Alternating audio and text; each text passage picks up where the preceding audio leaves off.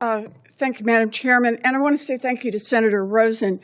I want to follow up, but it's clear you're not going to answer much here in an open setting. But I'd like to join you when the meeting goes to the SCIF to understand the seriousness of this moment and what it means for our nation. Last night, the president may have launched us on a path of a new arms race when he announced that we should base our testing of nuclear weapons on what other countries, including states like North Korea, do to terrorize the world. At the same time, the Trump administration is cracking down on independent oversight and reporting at the Pentagon. This should be a flashing red light for this committee and for our constitutional oversight duties. This is billions, even trillions of taxpayer dollars that we're talking about, and the safety and security of the people and the land of the United States itself. We need independent assessments for what's happening here, and we need someone who's going to be candid with us about both their assessment and the facts about what's going on. So if I can, I'm going to ask some other questions that I think we can answer appropriately in this setting. I want to say congratulations on your nomination. As the commander of the U.S. Strategic Command, it's going to be your job to manage our current and future nuclear arsenal. The Congressional Budget Office estimates our plans to build new nuclear weapons will cost $946 billion just over the next 10 years. That's almost $1 trillion, and that's just an estimate. Systems like Sentinel, the land-based nuclear missile program, have turned out to cost almost double their original estimates given to Congress.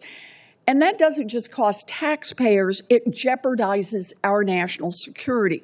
Ballooning costs have forced the Air Force to consider postponing and scaling back its next-generation tanker, airlifter, and next-generation air dominance fighter programs. The military services are responsible for acquisition programs, but as the STRATCOM commander and member of the Nuclear Weapons Council, you're responsible for overseeing the nuclear weapons program, and your military advice here is going to be very influential.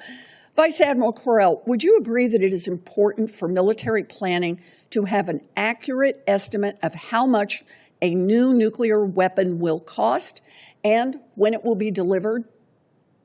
Yes, Senator. You agree. We need those basic facts. Look, we need to know how much things cost, but the Air Force provided Congress with a rosy cost estimate for Sentinel, which turned out to cost an extra $60 billion over their estimate.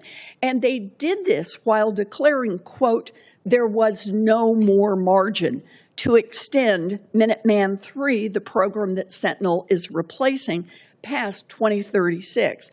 Well, turns out that wasn't true either.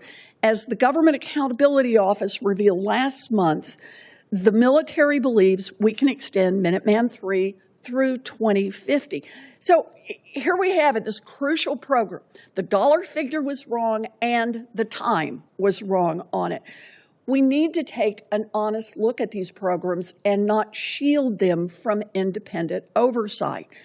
Vice Admiral Correll, do you commit to ensuring that STRATCOM will not stand in the way of any independent studies or independent recommendations on Sentinel or any other program moving forward? Senator, I commit to providing my best military advice in a candid and forthright manner within the department and to this committee. I appreciate that. It is sorely needed. Think tanks influential with the administration want to add to the Sentinel program by making it mobile.